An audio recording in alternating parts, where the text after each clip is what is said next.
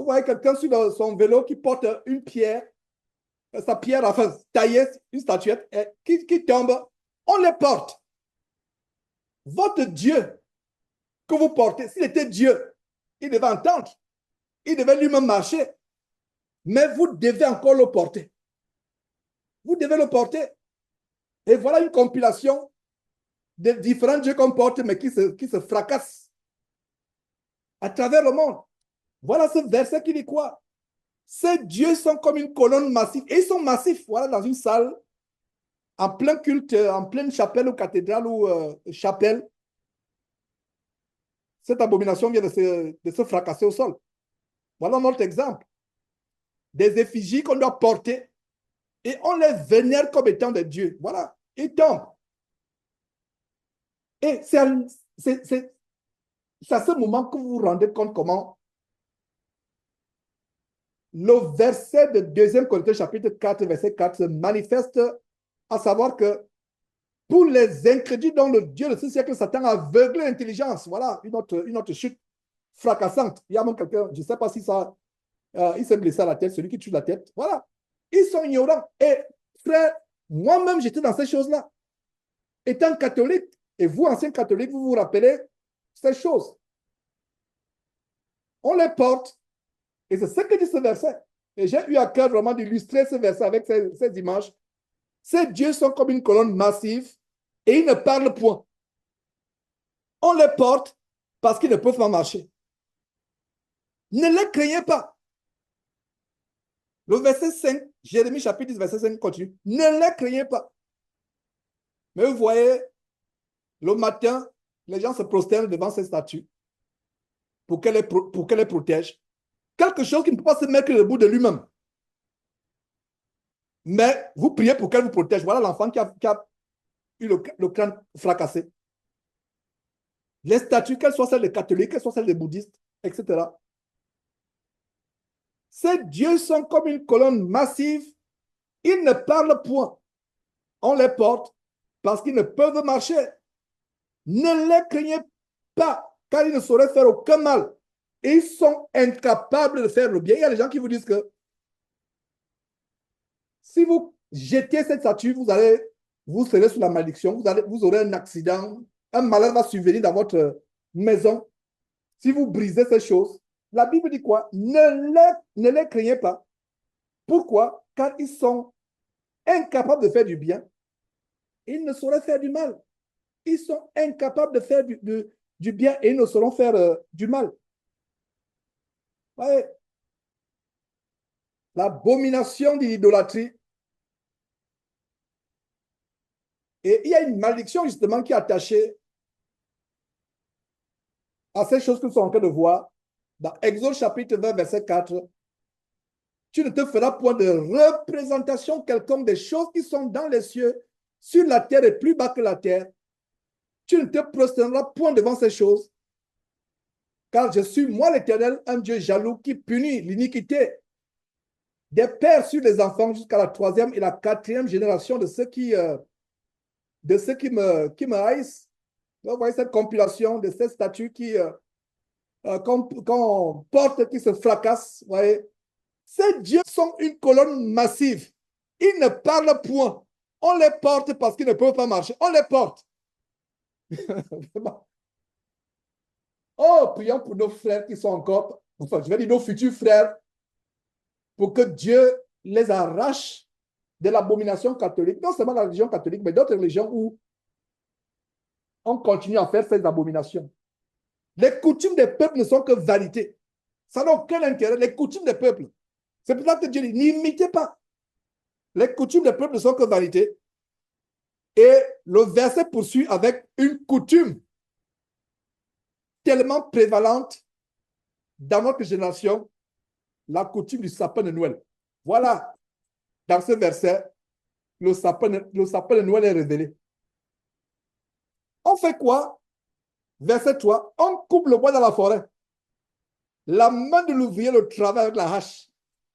Et quand on coupe le sapin, on met sur la voiture, on le taille bien là, on coupe, on taille le bas là, on le pose sur la voiture, on l'amène à la maison. On le met à côté de la cheminée ou au salon pour ceux qui n'ont pas de cheminée. On le met, qu'est-ce qu'on fait? La main de l'ouvrier le travail, on embellit avec de l'argent et de l'or, les guirlandes argentées ou dorées. Ouais, tout est dans la Bible.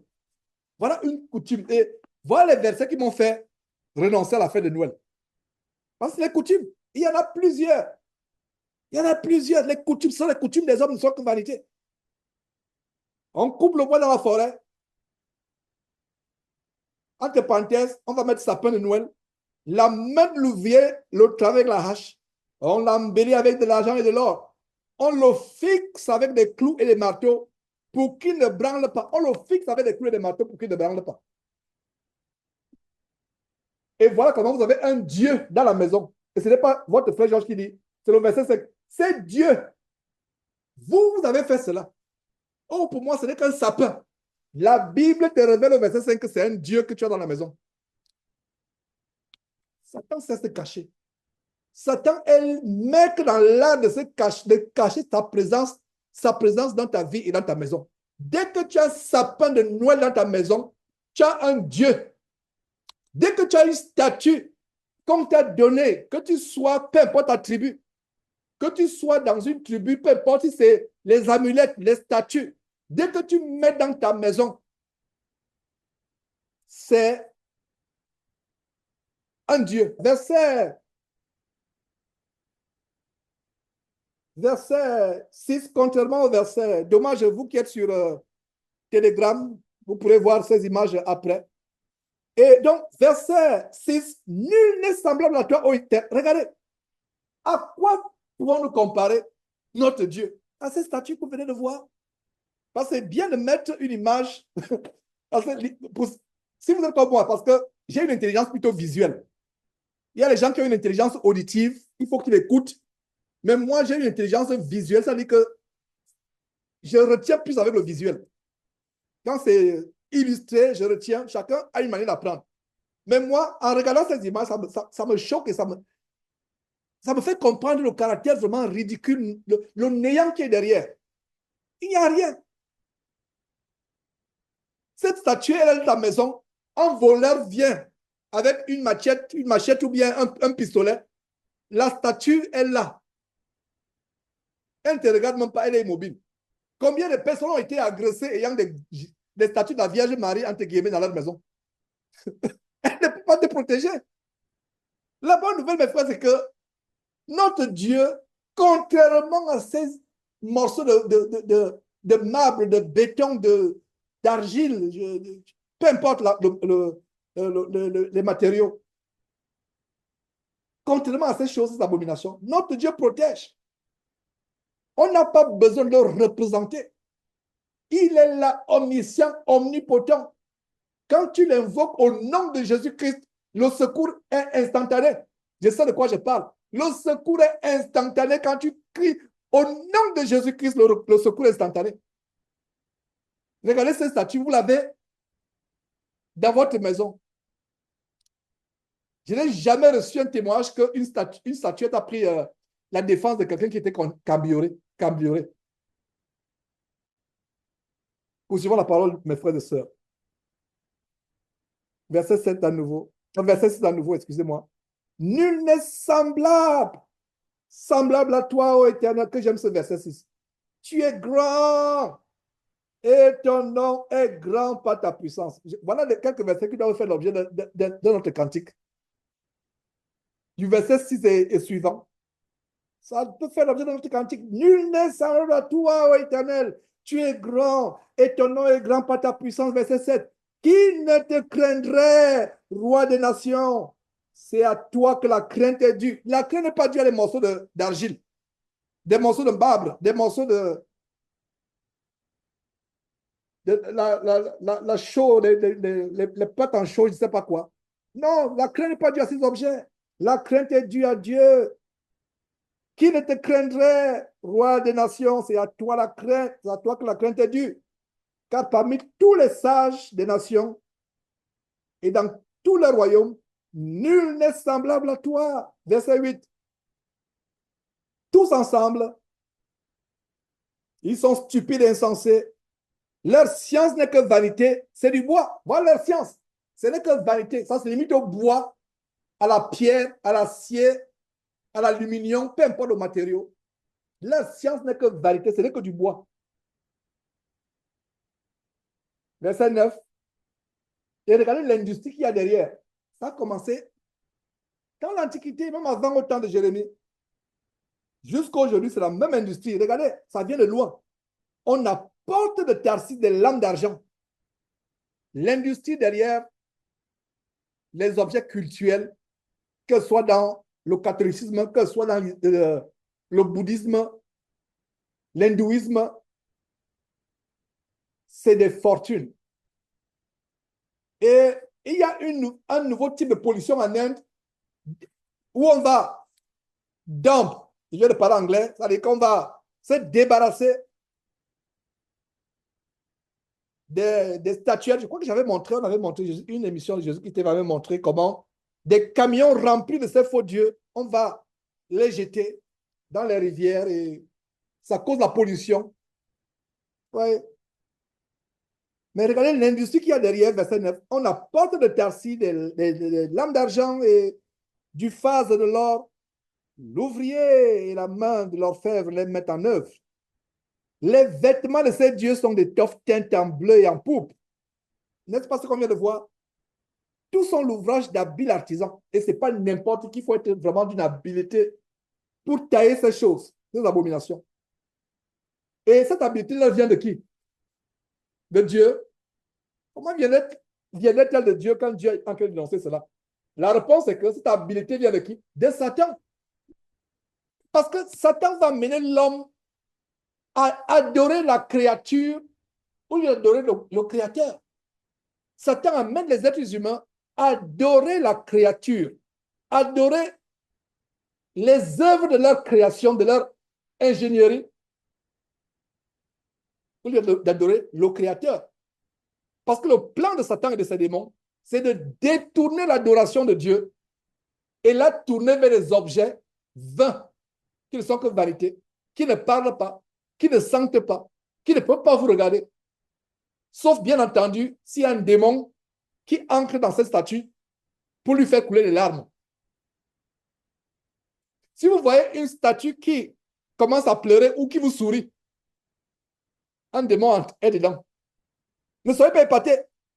C'est ce qui s'est passé à Lourdes. Et c'est ce qui est derrière ces apparitions de la soi-disant Vierge Marie. La Bible parle des puissances mensongères de Satan. Ce sont les puissances, c'est les manifestations mensongères de Satan pour tromper. Une statue qui apparaît où les larmes commencent à, les larmes de sang. La statue de la Vierge Marie qui pleure du sang. Si vous êtes à côté, prenez autorité au nom de Jésus-Christ si vous êtes inspiré. Je dis bien si vous êtes inspiré. Si vous n'êtes pas inspiré, courez et partez pour que vos yeux ne voient pas cette abomination. Mais si si Dieu vous inspire, prenez autorité, vous allez voir ce qui va se passer. Ayons le discernement. Une statue en pierre commence à pleurer.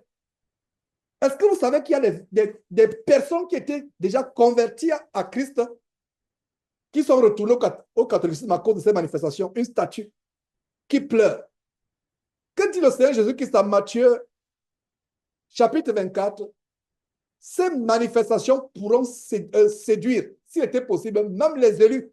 C'est-à-dire ceux qui ont connu Jésus-Christ, mais face à une statue qui fait couler le sang, s'ils n'ont pas de discernement que c'est les démons qui se manifestent, ils peuvent être séduits. Et heureux êtes-vous d'apprendre ce qu'il y a derrière ces manifestations, des statues qui pleurent, des statues qui sourient, des statues qui tournent la tête,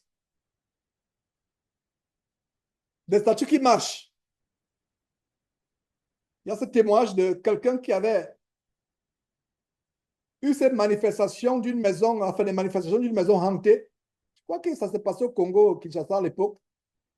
Quelqu'un que j'ai connu dans le ministère de la Voix qui témoignait, qui disait que vraiment, une maison hantée où les chaises se déplacent.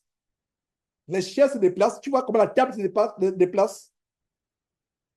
On lui a posé la question, frère, est-ce que tu fumes le tampi de temps en temps? Le tampi, c'est la marijuana. en langage africain. Et ça fait partie du français aussi. Tant pis, tant pis. Tant pis, ça veut dire que tu t'en fous. Peu importe ce qui va arriver. On a dit non, je n'ai jamais pris la drogue de ma vie. Est-ce que tu étais sous? Non, je ne prends pas l'alcool. Est-ce qu'il y avait des... Non, l'hallucination? Non. Je vous dis, ce que j'ai vu, c'est vrai. Des chaises qui marchent dans la maison, c'est les démons. Pour nous qui avons le discernement, nous savons que des choses comme ça peuvent se passer. Puisque les démons peuvent prendre n'importe quel... Ils peuvent entrer dans n'importe quel corps. Que ce soit le corps... un corps inerte, comme un morceau de pierre, une statue, une chaise, une table. Que ce soit un corps animal, que ce soit le corps humain. C'est pour ça qu'il y a les phénomènes de maisons hantées. C'est quelque chose qui est sensationnel ici aux États-Unis. Il y a les touristes de maisons hantées. Les touristes, ils vont, il y a des régions, il y a des gens qui ont des châteaux et ils se font l'argent. Un château, vieux château, il est propriétaire d'un grand château. Les gens viennent à longueur d'année, des touristes de supernaturel. Ils viennent, vous alignez. Ils viennent, c'est eux-mêmes qui viennent pour acheter, ils viennent pour expérimenter ces choses. Mais quand ils entrent là-bas, les cris qu'ils poussent. Et la règle, c'est que quand tu entres, tu signes un contrat. Si le cas s'arrête, ce n'est pas le problème du propriétaire. Donc, tu signes le contrat avec la famille. Ils signent le contrat. Et la règle, c'est qu'on vous ferme. On vous laisse pendant 1 heure. Non. L'homme américain a des problèmes. Ce n'est pas seulement l'américain. Je ne sais pas si ça se passe aussi en Europe, etc. Je ne pense pas que ça se passe en Afrique où il y a des maisons hantées. Déjà, même en Afrique, le phénomène spirituel est partout. On n'a pas besoin d'avoir une maison hantée. Le phénomène spirituel en Afrique, c'est présent partout. C'est partout. Mais ici, il y a les maisons hantées et les phénomènes. Et même, toute une famille, ils vont avec les enfants. Ils veulent avoir une expérience. On les en fait pendant 2 heures et on entend les cris. On ne peut pas vous faire sortir avant 1 heure. Vous avez signé le contrat. Vous avez signé le contrat. Et vous et moi, nous savons que s'il n'y a pas une telle chose telle qu'une maison hantée, c'est plutôt une maison où il y a des manifestations démoniaques. Voilà ce qui se passe. Alors, mes frères, voilà. Verset 10. Mais l'Éternel est Dieu en vérité. Il est un Dieu vivant et un roi éternel. La terre tremble devant sa colère et les nations ne supportent pas sa fureur. Que nos ennemis écoutent très bien ce verset. La terre tremble devant sa colère. Les nations ne supportent pas sa fureur. Mes frères et sœurs, prions pour nos ennemis. Si quelqu'un s'amuse à vous attaquer spirituellement, ne souhaitez pas sa mort. Priez, prions, je vous assure que la colère de Dieu contre nos ennemis est terrible. Est terrible.